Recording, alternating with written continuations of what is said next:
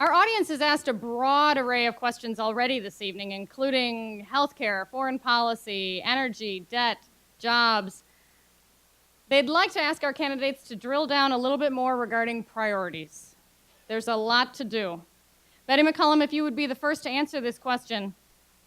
When the U.S. House reconvenes in January, what do you think the first major piece of legislation should be, and what will you move forward?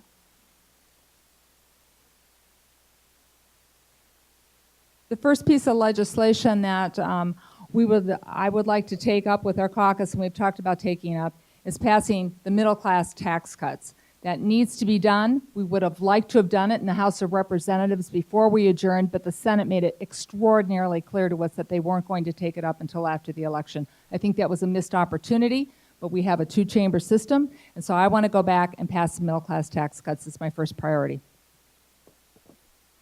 Thank you.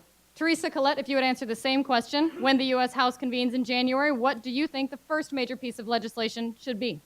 I think, just as Peter Orsing, the former White House budget director, said, that we need to pass all of the tax cuts, and that needs to be the first piece of business in January. It's unfortunate that Congresswoman McCollum joined with a majority of Democrats in voting to adjourn, rather than joining with the 30 Democrats that joined with the Republicans that said we need to address this now, so that businesses that are trying to budget, trying to figure out what their expenditures for next year will be, would have the opportunity to do so.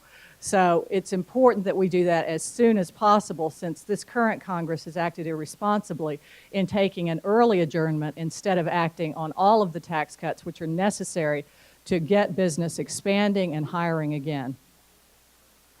Thank you.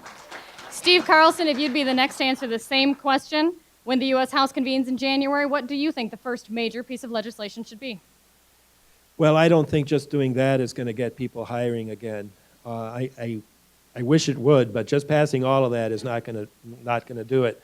Now, the first piece that I would introduce, I would just be a freshman, but I would go to the Tea Party caucus, and I would say, let's immediately put together a bill. We know there's bills in the hopper already to repeal Obamacare. Let's put that in there. Let's repeal the stimulus, unused dollars. I would look at a lot of the things that the people with the Pledge to America are doing and put those into a bill. And I would get that going right away. Now, I'm not saying that would be passed before we went on to anything else, but that would be the right direction to sit.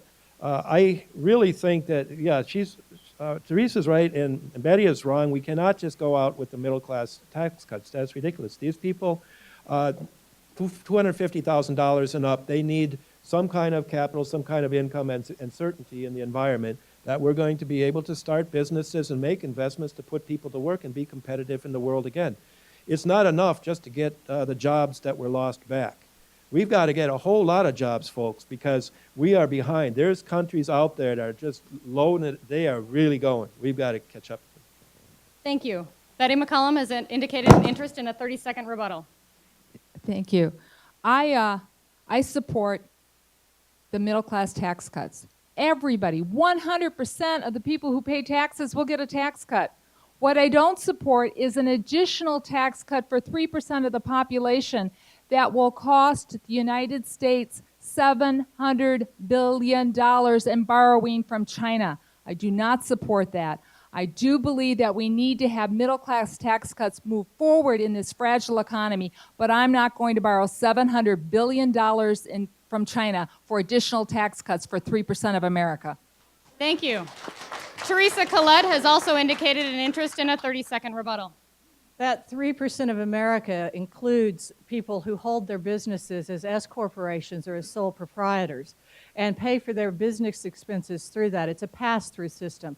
Part of the problem with this particular Congress and this administration is that there are fewer actual people with business experience who have owned and run their own businesses, and far too many academics. I know that's a hit on myself to some degree.